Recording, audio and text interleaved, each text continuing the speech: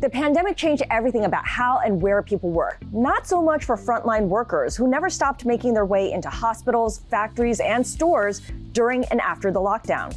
Retaining these workers is now one of the greatest challenges companies face. Here now with some solutions is Katy George, Senior Partner and Chief People Officer at McKinsey Company. Katy, thank you so much for joining us. It's a pleasure to be here.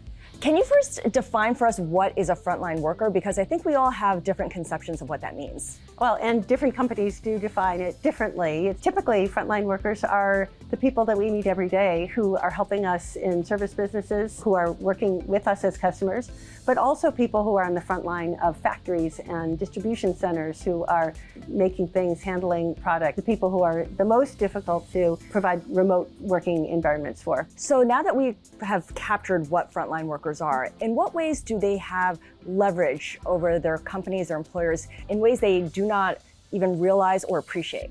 Well, certainly as we've seen through the pandemic, the front line has been absolutely our lifeline to continuing to provide the goods and services we need as a society. And now we continue to see a real demand for people in these roles. Even though we have a potential downturn in the economy, we are in this kind of interesting situation where we still have big gaps where we have enough workforce to play critical roles.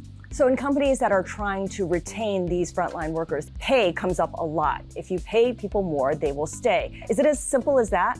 It's not as simple as that. Certainly, as we see inflation hitting, people are asking for more money, and that will be required. Compensation is certainly one of the critical factors that people consider, but people are also asking for more flexibility. So even if these jobs cannot be fully remote in the same way that office jobs can be hybrid, workforce is asking for more flexibility in when they work and in the conditions of that work. So that flexibility, what's an easy way for an employer to respond to requests for flexibility that perhaps is a big change from what they've been offering up until now?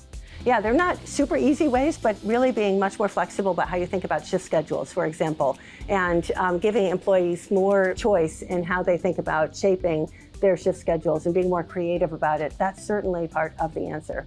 I have to bring up technology because it feels like there's a real tension between technology and frontline workers.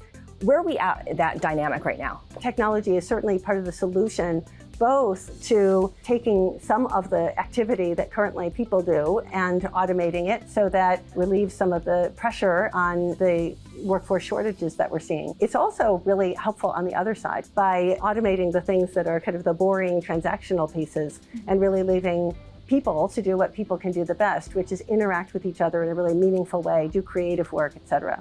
One question I have about frontline work, from the perspective of an employer, does every frontline work need to have growth potential? Sometimes it's a transactional job where you do something and we pay you, and that's as far as it goes.